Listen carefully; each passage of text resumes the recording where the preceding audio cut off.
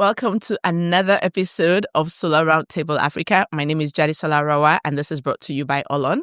And today we have a very special guest in the studio. He says it's his first time at a podcast, so I'm very excited that we're the ones, I cannot use the word on air, but so I'm very excited to talk to him today. And today we're going to be talking to Chris Umezulora. Yes.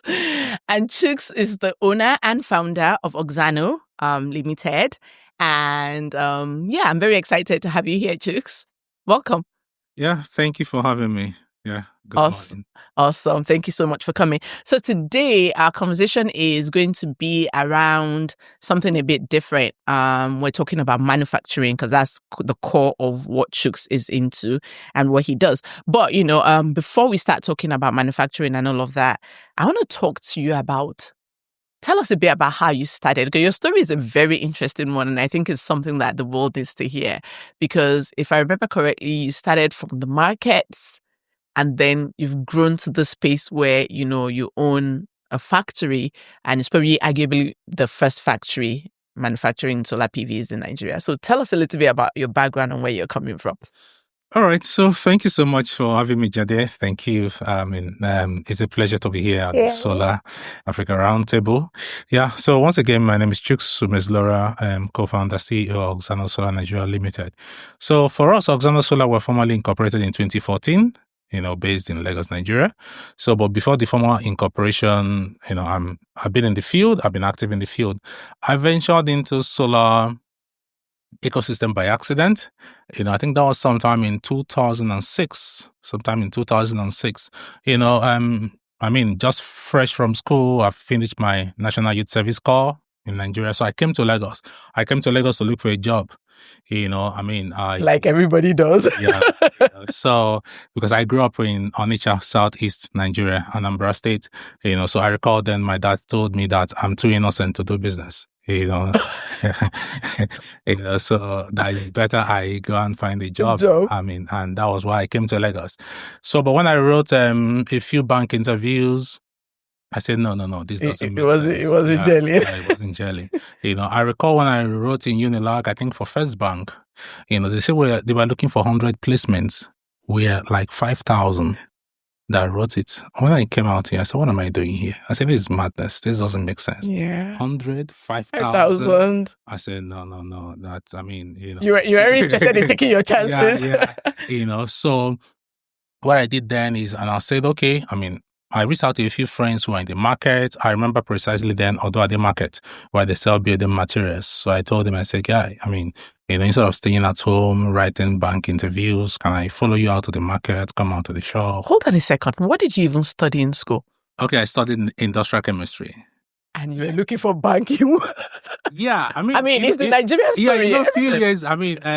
Few years back, banks were actually like the only one giving jobs. Yeah. Initially, it was oil company. Yeah. And I also tried my beat. I spent some time in Abuja, like 6 months after youth service, going to NMPC, looking for a job. After 6 months. So one of the things about me is I'm a bit pragmatic. So I tell myself, no, this is not working. Yeah. I spent 6 months in Abuja. They were asking me for referral. Who's your father? Complimentary card. I just realized that no, I don't have any place here. That my surname doesn't ring any bells.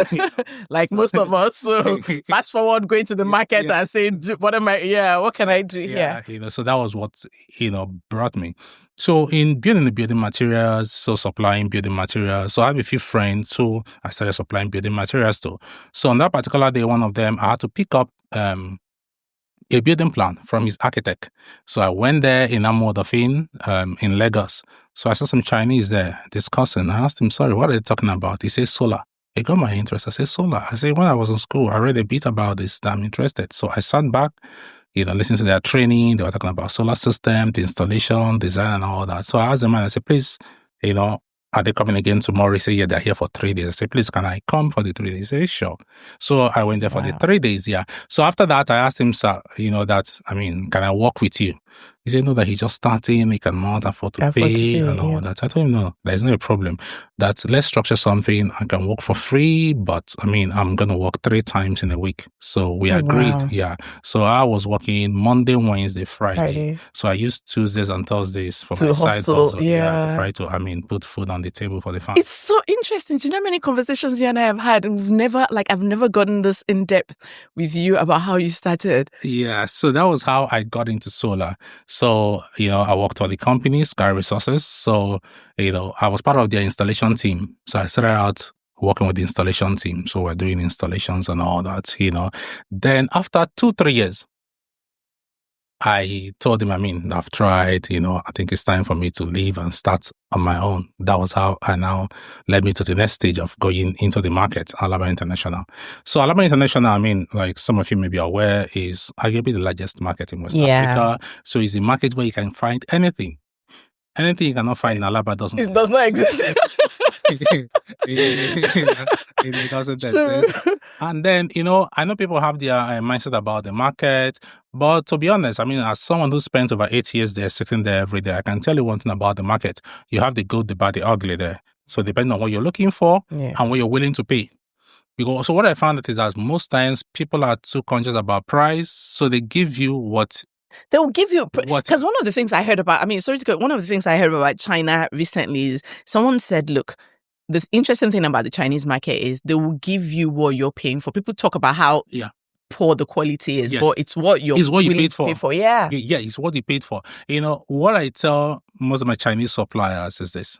I tell them, I say, please, the price is not the most important thing to me.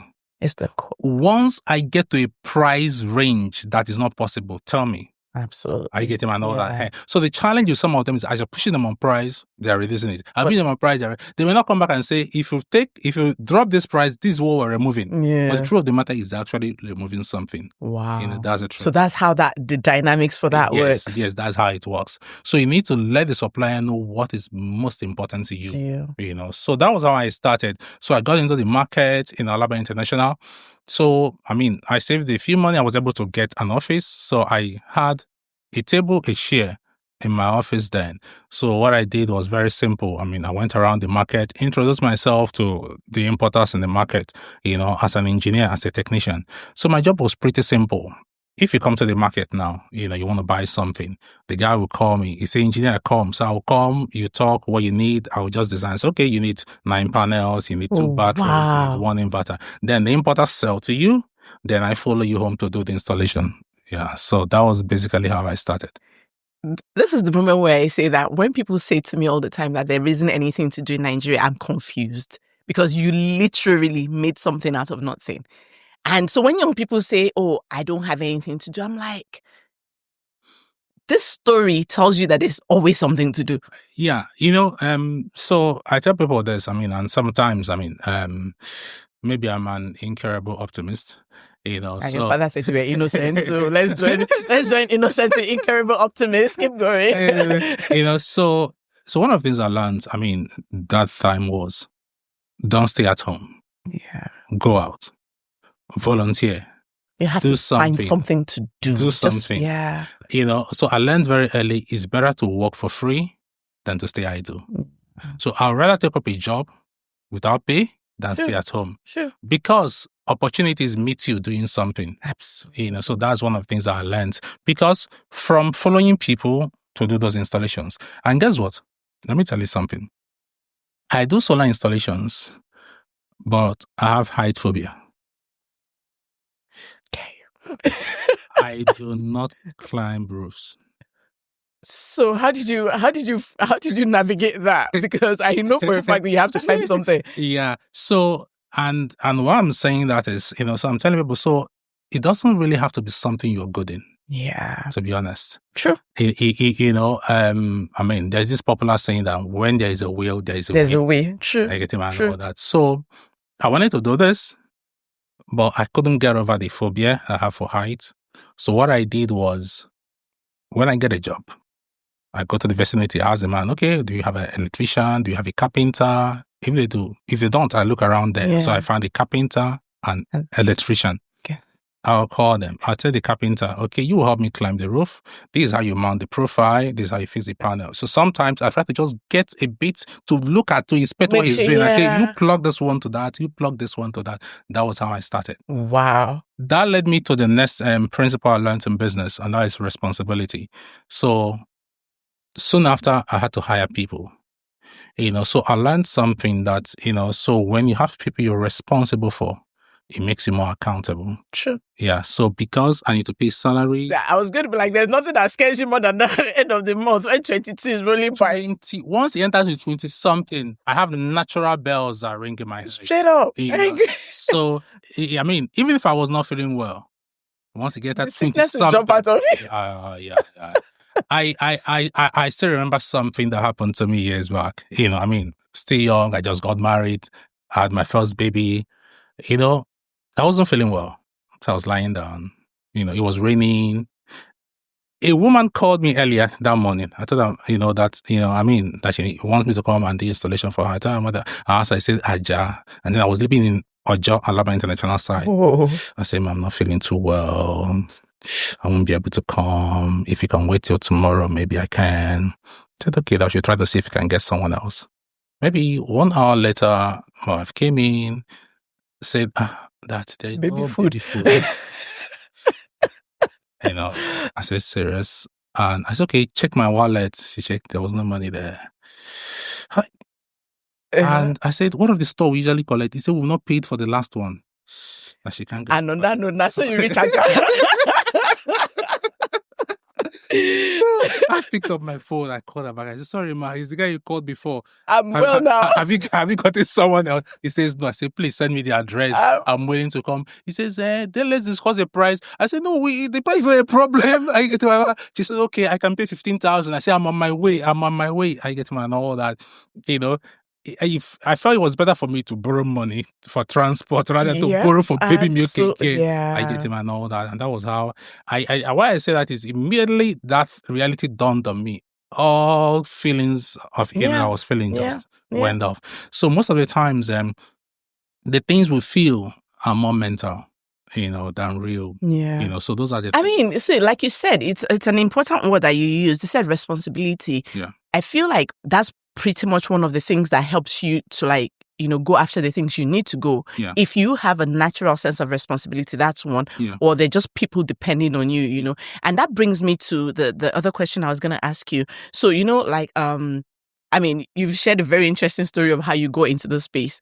So just in all the years you've been in this space, what would you say is some of the impacts that your work has made that has made you say, okay, you know what? Yeah, I got into the space because I needed a source of livelihood, but I know that what I'm doing is making a difference, and it just gives you a warm feeling of, I'm doing this. So it could be anything, just anything that, that speaks to the impacts of your work. Yeah, I mean, so, some of the things we do is very hard to do if you're not passionate. I always tell, my colleagues in the office, passion cannot be faked. True. It's either you're passionate. Passion cannot be faked. Yeah, it can be faked. But you can develop passion. You can become more passionate with working with passionate people. Because sometimes energy can be transferred. Mm-hmm. Energy can be, if you do some True. physics, energy can be transferred. So one of the things that motivated us was, apart from trying to just survive. So when I started doing the installations, from there I started doing pretty well, because what happens is that people relate to the one that listens. Sure. So those people are in store for, even though I got to them through the importers. After some time, instead of them to call the importers to call me, they will not call me. So I will not call the importers. So after some time, I started stocking some things myself. So when you not call me, I have my own. You have your own stock. Yes, yeah. I'll come and install. So that was one. So one of the things I learned very early is people will never forget how you make them feel. Sure. So I do my best to treat people well. And I learned something very early. When you do something good, people are happy, but they may not tell someone else. Yeah. But if they are dissatisfied, they will tell at least 5 people. Oh, yeah. So because of that, I do more to try to satisfy a customer that had complaints. Yeah. I mean, that's good. I'll give a very simple example. Yesterday afternoon, a customer called me. I mean, that some of my guys, his inverter was bad since February. They're trying to get a new board and all that, and I told him, okay, send it to me. Sorry about that. I wasn't aware and all that. So he sent me. I learned that the customer has been a customer since 2019. Wow. When I called my guys, I said, what's the problem? He says the board is not available, blah, blah.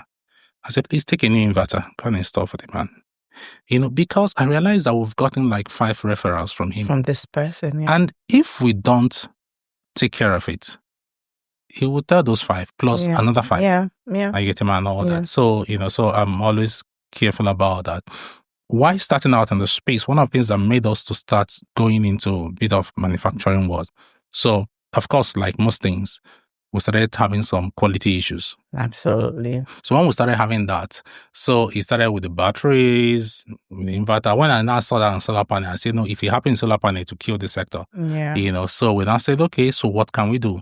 So initially we thought of a simulator. So a simulator is called like a solar module tester, but it's quite bulky. It's larger than the stable, maybe twice of the stable size. So we wanted to buy that. We looked at it, we said, well, this is quite bulky. It won't fit into my office. We're going to keep it and all that. So on the second thought, we said, okay, maybe why not we take it a step further, to just start assembling so that we can be sure of what we're offering to the customers. To the public, yeah. So one of the things that led us into all this is, okay, we want to be more in control.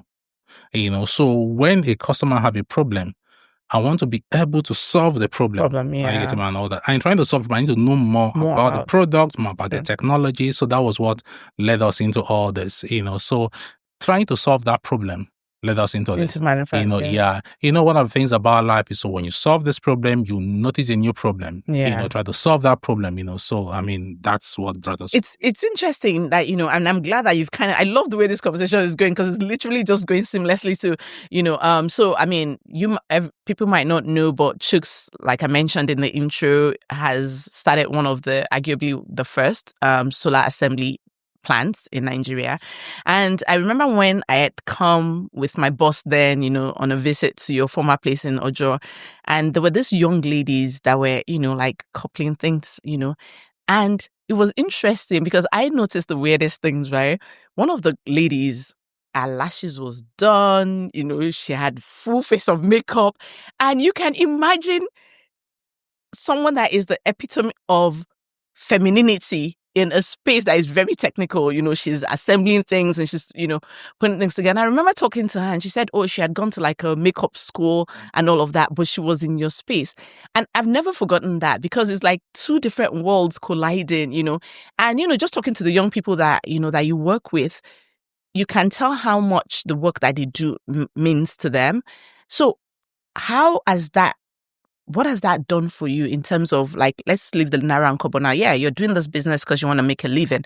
But these young people, tell us a bit more about these people that work in your plant and how this has made a difference in their lives.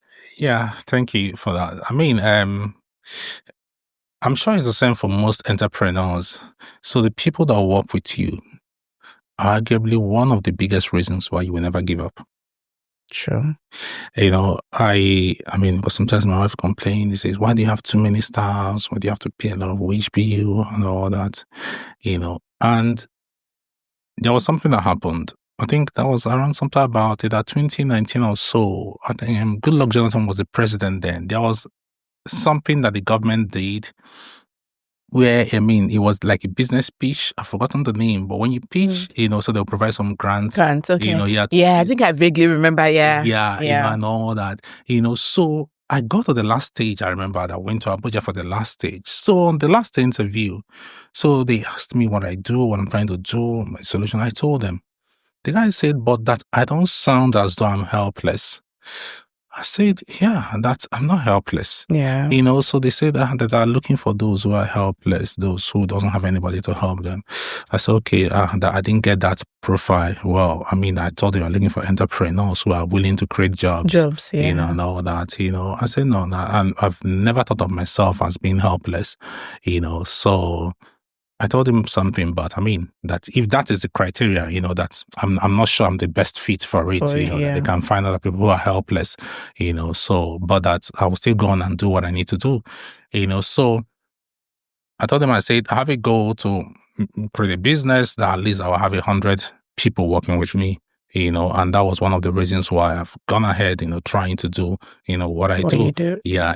So the people that work with me are one of the, to be honest, I think more about people who work with me more than I think about my investors, to be honest, because without those people, you are nothing.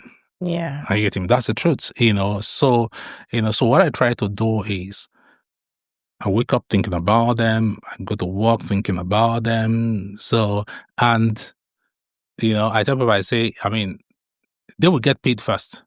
I'll get paid last. Absolutely. I get and all that. So if we don't have enough, they will get paid first, so why I wait? So that thinking is also what I also try to pass on to them, that feeling of value, because it's okay to make profit. But when you face challenges, the motivation to make profit may not be enough. Yeah. You need something deeper. Deeper than that. Need something deeper than that. Yeah. And that's when, compassion comes in, empathy comes in, and all into of it, and passion comes in. Yeah. So that thing, I always tell my people who work with me, for example, for us, I mean, we tell ourselves that until the customer is satisfied that our job is not done. So if I do a solution for you and you're not happy, I'm also not happy. Because at the end of the day, for me, the primary thing to me is not the money you're paying me. But I know I'm providing a solution, services to you.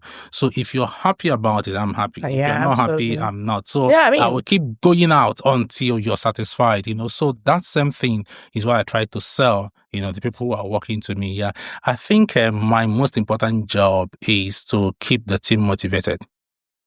Keep the team motivated, because I realized something, that people will leave when they're not motivated. I realized sometimes with the right motivation, you can keep a staff even when the pay is not the best. Yeah, absolutely. Because it's about the environment sometimes, you want to be, I mean, it goes beyond the naira and the kobo sometimes. You want to be in a place where you're happy and where you feel like, you matter. Yes. Everybody is important. Yeah. Everybody is important. And you want to feel like you matter. Yeah. When you and that's why sometimes one of the things I hate to do the most as a business owner is to fire someone. Is to fire people. But sometimes it's necessary. Yeah, I know. You have to do what you have to do. Sometimes that's the only solution. Yeah. And so most times I delegate it to someone else. Because I can't stand. So let's add innocence. What was the other one? And then now scared to fire. So but that wisdom I learned is, slow to hire. So I, you take your time. My time to hire. Yeah. Like I could talk to you all day, but I know that, we have to manage time. So I have a couple of questions, before we round this up and everything. One of the questions, the first one is, to a young person listening now that just finished their youth service the way you did like decades ago and is in that position that is like, what can I do? What do I do? What are some of the opportunities within the renewable energy space that you think that a young person that has the same thought process, pragmatic, and just wants to do something with their life, what are some of the opportunities that in the renewable energy space now that you think that, maybe just give me 2 or 3 that you think that they can tap into as like low-hanging fruits for people to at least make a living? Yeah, so for me, the low-hanging fruits haven't changed even over time. If I want to start again now, I'll still start from installation. Installation for me is the lowest hanging fruit. Why is that so? Everybody knows someone. Yeah. So if you get into a space, you know someone who needs this solution. Yeah. I get me. So even if you don't know anything about it, you can be the middleman. You can approach the person, then get someone else to do it. I get him and all that. So you can start with that. And then go out. I mean, you can join the company like I did. You can work for free. It may not be as long as I did, for 2 to 3 years, even if it's for 1 month or 2, because you need to learn. Yeah. So you need to learn. And sometimes the best way to learn is to learn on the job. Absolutely. So for me, installation is still one of the low-hanging fruits. The other way is, you can make some commission on sales. You find out somebody who needs this, you find out who has it. Yeah, be like a middleman type like person. Kind of thing. So those for me are some of the things that I think, that young people can start with. Within the space now. Yeah, so why they begin to build. Yeah, I really, the only thing I see that is changing is that the industry seems to be changing. I think the bigger businesses are making it difficult for the smaller ones to coexist. So. I mean, right from time, that's always been the challenge and everything. But you kind of still have to find a way to navigate it. Yes. Yeah. And the other thing they can also do is, so you start where you are with what you have. So for example, when you learn this, because I'll give an example. So when I was working with the company, there was a time my boss ordered a 40-foot container of solar garden lights and all that. So I heard him complain that he's not sure where to sell this and all that. I told him, you know what? Let me talk to my dad. Because I know my dad has a warehouse in Onitsha that I can market this things in Onitsha. I spoke to my dad. He said, okay, it's fine that I can use this warehouse. I told him, okay, let's offload this in Onitsha. And I went back to Onitsha for a few months to go and market those products. I was able to sell most of them for him. Why? I realized something in marketing. You must start from the known to the unknown. Yeah. It's hard to sell to strangers. It's hard. So your biggest assets is friends and family. Who knows you? So if people know you for something else, I get him. Because one of the things I also learned very early is that integrity can also be an asset. Yeah.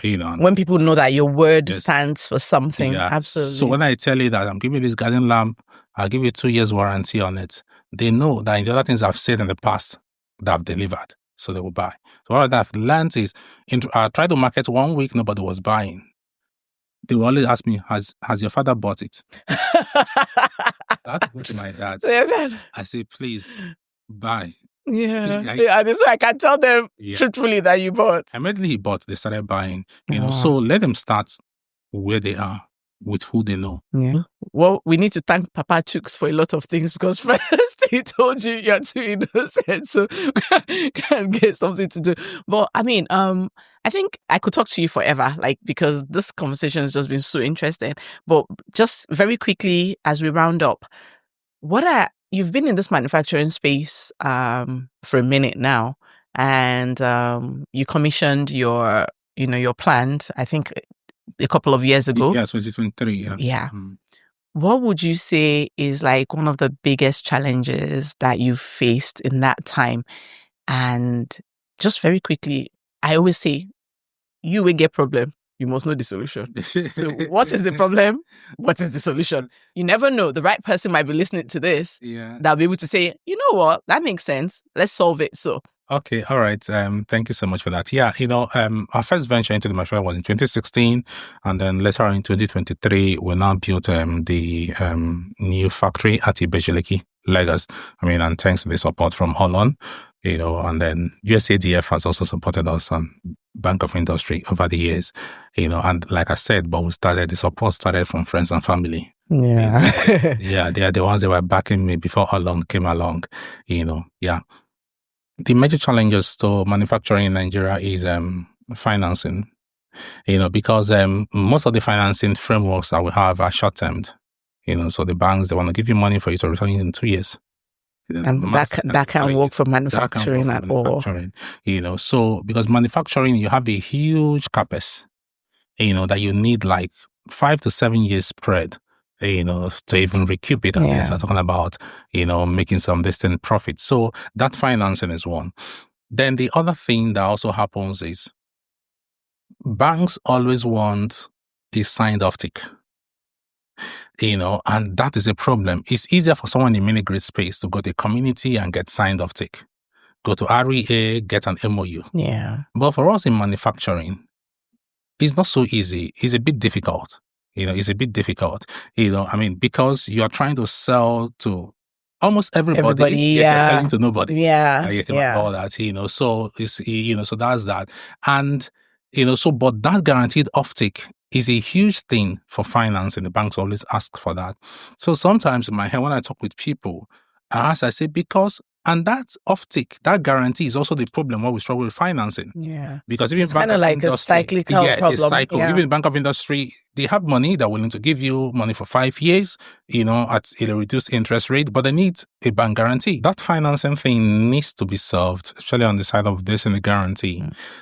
So recently when I was talking with someone, I was saying, so why can't government provide me the guarantee? Why can't government provide the manufacturers the guarantee?